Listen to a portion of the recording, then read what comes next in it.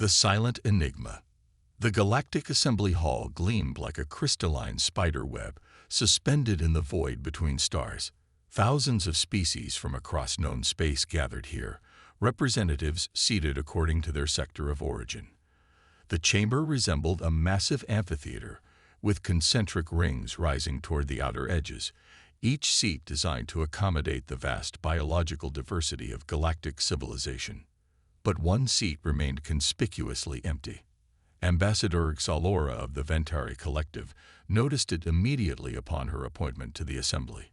The vacant position, marked with the simple designation Earth, had fascinated her since her first day.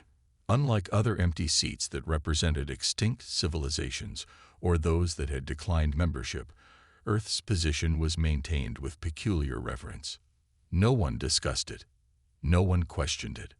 Salora's species evolved from arboreal creatures, giving her elongated limbs and a graceful bearing. Her skin shimmered with bioluminescent patterns that shifted with her emotions, currently displaying a curious blue-green inquiry pattern as she approached Elder Thos, the Assembly's most senior historian. "Elder," she began, her translator converting her melodic speech into the standard galactic language. "I've been meaning to ask about the Earth seat." The Elder, a massive being with features weathered by 18 centuries of service, seemed to deflate slightly at her question. His crystalline exoskeleton dimmed from a healthy amber to a cautious gray. "Ambassador Xalora," he rumbled, "there are some questions new representatives learn not to ask." She persisted. "But why maintain an empty seat for over 3 centuries? I've reviewed the records. Earth was extended membership after its first interstellar flight, as is customary, yet no representative has ever arrived to claim their position." Elder Thos's 4 eyes blinked in sequence, a sign of discomfort among his kind. "The situation with Earth is complicated." "How so? Are they isolationists? Did they decline membership?" "Neither," he said, his voice dropping to a whisper. "They simply never responded." Salora's luminescence shifted to a confused yellow. "Never responded? To the Galactic Assembly? That's unprecedented." "Yes, and that is merely where the mystery begins." Elder Thos led her to his private archives, a chamber rarely accessed by those outside the Council of Elders. The room was lined with memory crystals containing records dating back to the Assembly's founding. He activated a particular crystal, and a holographic display materialized between them. "This is the Centauri diplomatic vessel Outreach," he explained, showing her an elegant ship designed for first contact protocols. It was the first to be sent to Earth after the initial invitation received no response. It never returned. Zalora's patterns pulsed with shock. "An accident." "So we assumed." The next delegation was larger, more prepared. He switched the display to show a convoy of ships. The Rigelian contingent, all 12 vessels, disappeared upon entering the Sol system. Disappeared. Without any distress signals. Without a trace. The Elder's voice grew heavier. "Over the centuries, 17 official expeditions have been sent to Earth. None have returned. No debris has ever been found. No transmissions received after they crossed the outer boundary of the Sol system." Salora's skin had darkened to a disturbed purple. "But we continue interstellar exploration. The Assembly oversees thousands of first contacts. Why is Earth different?" Elder Thos's exoskeleton now glowed with a dim red warning pattern. "Because whatever happens there defies explanation. Observation probes malfunction. Automated ships go silent. And yet," he paused, mandibles clicking nervously. "Yet what? Earth continues to exist. We can see their planet from a distance. Their star remains unaltered. There are signs of civilization. Lights on the night side. Atmospheric changes consistent with industrial activity. But they are completely silent to our communications, and they somehow remove anything that enters their domain. Could it be a natural phenomenon? A spatial anomaly? That was the prevailing theory until the Jirax initiative. The display shifted to show a sleek, predatory vessel. Salora recognized the design. The Juracs were famous for their stealth technology. 78 years ago, the Juracs sent their most advanced scout ship. It was designed to be undetectable, using technology even the assembly doesn't fully understand. They managed to get closer than any previous expedition. And they sent back one transmission, a single image before disappearing like all the others. The Elder manipulated the controls, bringing up a final recording. The image showed Earth from orbit, a beautiful blue-green world swirled with white clouds. But surrounding the planet was something impossible, a vast, intricate network of structures. Some appeared to be defensive platforms. Others were of unknown purpose. The scale was staggering, suggesting a level of engineering far beyond what Earth should have been capable of at their technological stage. "This cannot be real," Solora whispered. The Jurac scout transmitted this with their final message. "They are watching us. They have always been watching." Solora stared at the image, her scientist's mind racing to make sense of it. But why maintain their seat if they're clearly hostile? Are they hostile? Elder Thos countered. They have never expanded beyond their system, never threatened anyone. They simply remove those who enter their space. He deactivated the display. The assembly decided long ago to respect their apparent desire for isolation.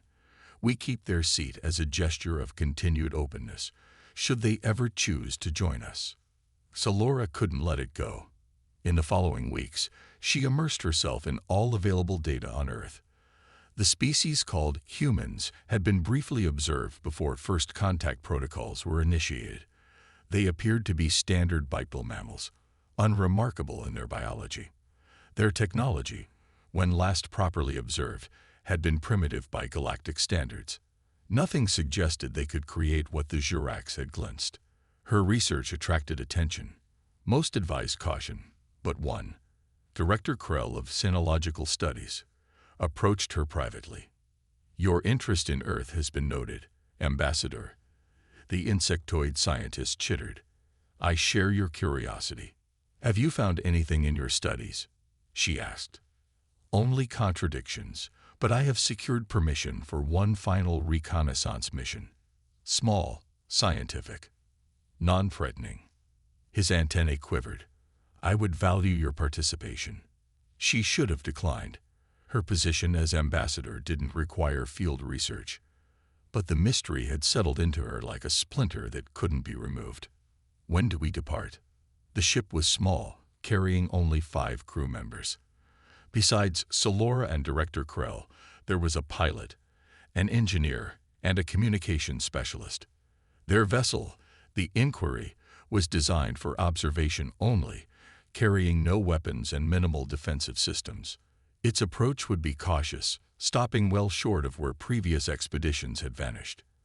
As they entered the outskirts of the Sol system, tension permeated the ship. They maintained communication with the assembly, reporting their position at regular intervals. "We're detecting unusual energy patterns," the engineer reported as they passed the orbit of the gas giant Neptune. "Nothing like standard planetary electromagnetic fields." "Can you identify the source?" Krell asked. "It appears to be." The engineer frowned at her instruments. "Everywhere, permeating the entire system." Solora felt her skin patterns shifting involuntarily to alarm colors. "Are we being scanned?" "If we are, it's unlike any scanning technology I've encountered," the engineer replied. They proceeded cautiously. Earth was still just a bright point of light from their position, but telescopic imagery confirmed it was the blue world from the records. "I'm detecting movement," the pilot suddenly announced. "Multiple objects approaching from the direction of Earth." Krell chittered nervously. "How many?" "3. No, 5. They're appearing everywhere. Hundreds of them." The view screen showed them. Sleek, silvery objects moving with impossible speed and precision. They surrounded the Inquiry in a perfect spherical formation. "Are they ships?" Solora whispered. "They don't match any known design," the communications specialist said. "No visible propulsion system. No energy signatures we can identify." "They're transmitting something," The engineer interrupted. A signal, directed at us. Can you decode it? Krell demanded. It's in standard galactic code. Audio only. The message played through the ship's speakers, a calm, measured voice speaking perfect galactic standard. Vessel inquiry. You have entered restricted space. Please maintain your current position. You will be escorted to a designated meeting area.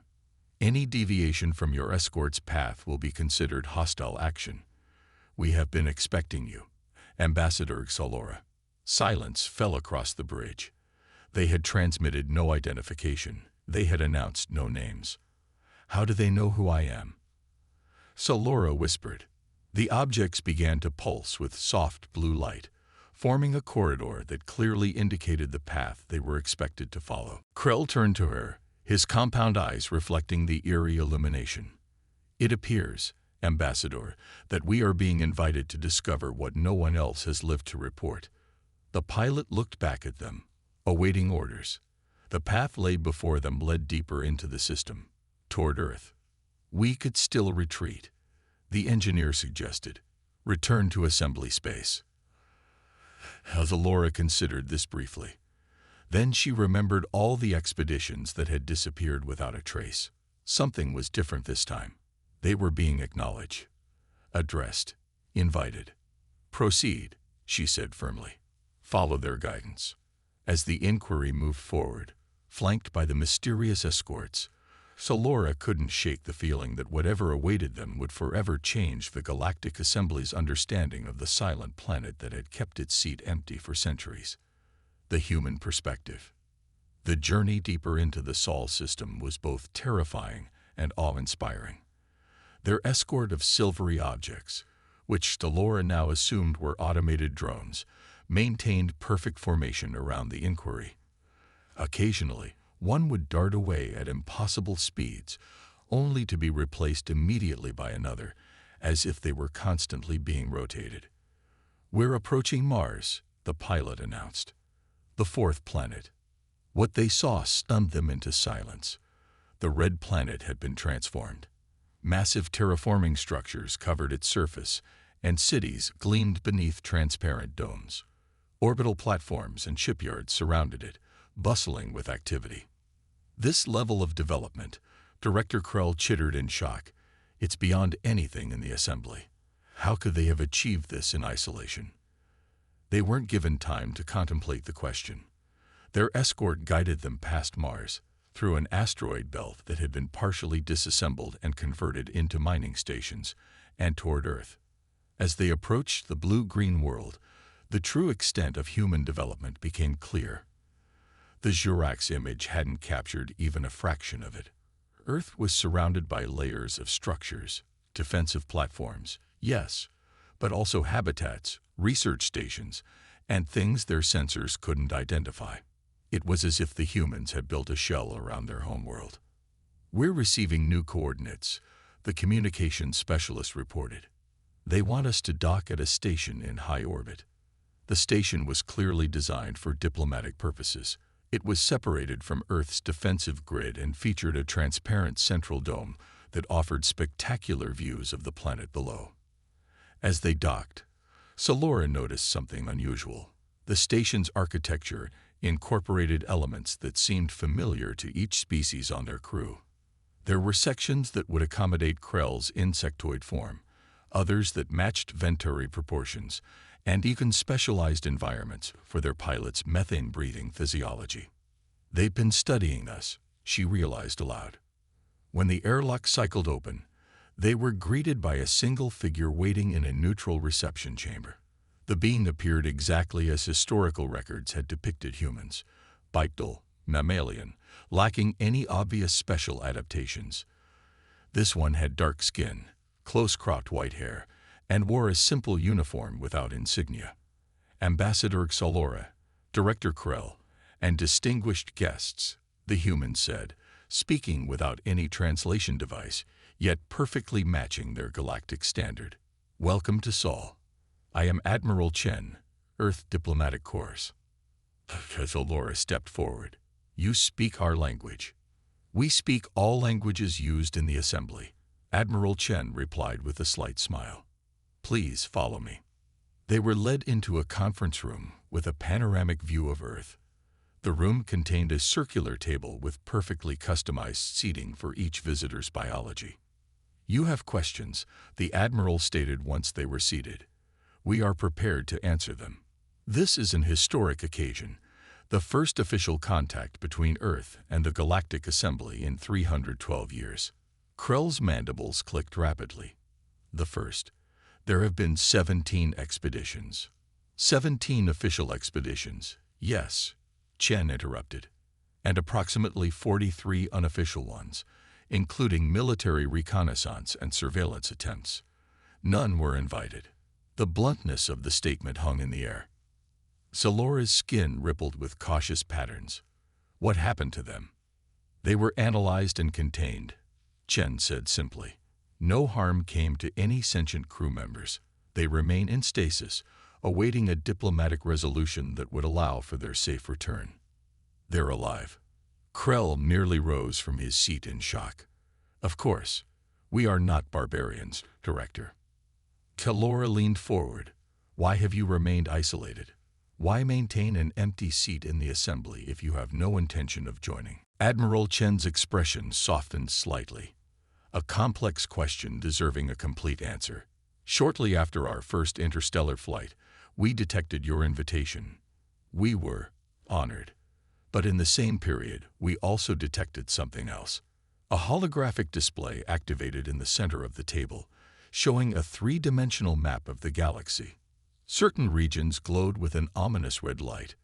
We discovered evidence of a threat the Assembly is unaware of, Chen continued.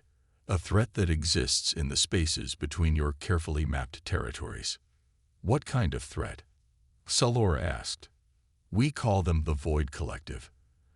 They're not a species as you would understand it, but a composite intelligence that exists partially outside conventional spacetime. They feed on civilizations, not physically, but by draining knowledge, technology, and eventually consciousness itself. The display shifted to show recordings of entire star systems going dark, the lights of civilization winking out one by one. This is happening now, Krell asked, his voice barely audible. It has been happening for millennia, Chen replied. Slowly, carefully. The collective operates on timescales that make them nearly imperceptible to most species. The Assembly has dismissed the occasional disappearance of isolated colonies as natural disasters or internal conflicts. And you discovered this. How? Salora questioned, her scientific skepticism engaging despite the alarming presentation. Chen smiled slightly. Humans have a particular talent for recognizing patterns others miss. When we began exploring the potential of our minds through technological augmentation, we became sensitive to disruptions in the fabric of reality. We saw them. They saw us seeing them. And they recognized us as a threat. So you've been fighting this collective? Krell asked. Fighting, studying, containing. Chen nodded. We built our defenses not against the Assembly, but against them. We couldn't join Galactic Society because doing so would have exposed the Assembly to premature attention from the collective. They were not yet ready for you. And the expeditions that came too close. Salora pressed. We're at risk of being compromised. The collective can attach to any communication, any technology. Each ship that approached was already carrying their influence. We contained them to prevent infiltration. The Admiral gestured, and the holographic display changed again, showing the evolution of human civilization over 3 centuries. It was stunning. Their expansion throughout their system, the development of technologies that the Assembly had never conceived, the complete integration of biological and mechanical systems. We have not been idle in our isolation, Chen explained. Humanity united with a single purpose, to understand and counter this threat. We've transformed ourselves, our planets, our entire system into a fortress and research station combined. Why tell us now? Salora's patterns showed deep concern mixed with fascination. Because the balance has shifted. We've developed countermeasures that can protect major populated regions. The assembly needs to be warned and prepared. Chen's expression became grave. The collective has accelerated its timetable. We estimate that without intervention, they would begin full consumption of assembly space within 50 years. Silence fell across the room as the implications settled in. "You expect us to believe this?" Krell finally asked. "That humanity has been secretly protecting the galaxy from an invisible threat?" Chen laughed softly. "No, we expect skepticism. That's why we're sending representatives back with you, along with evidence that your scientists can verify independently. We're also returning the crews of previous expeditions as a gesture of goodwill." Stelora's mind was racing. If true, this would reshape the Assembly's understanding of not just Earth, but the entire galaxy. "And the empty seat?" she asked. "Will remain empty no longer," Chen replied. "If you'll have us. We believe the time for isolation has passed. The collective knows we're coming for them, and the Assembly needs to prepare." 3 days later, the inquiry departed the Sol system. Alongside it traveled a human diplomatic vessel carrying Admiral Chen, a scientific delegation, and a long-missing crews of 17 expeditions, all perfectly preserved, now revived and reunited with species many had thought lost forever. As they prepared to transmit their findings to the Assembly, Stelora stood on the bridge, watching Earth recede in the distance. The mystery of the empty seat had been solved, but a larger question now loomed. How would the galaxy respond to the revelation that humanity had appointed itself its silent guardian against a threat no one else had seen coming?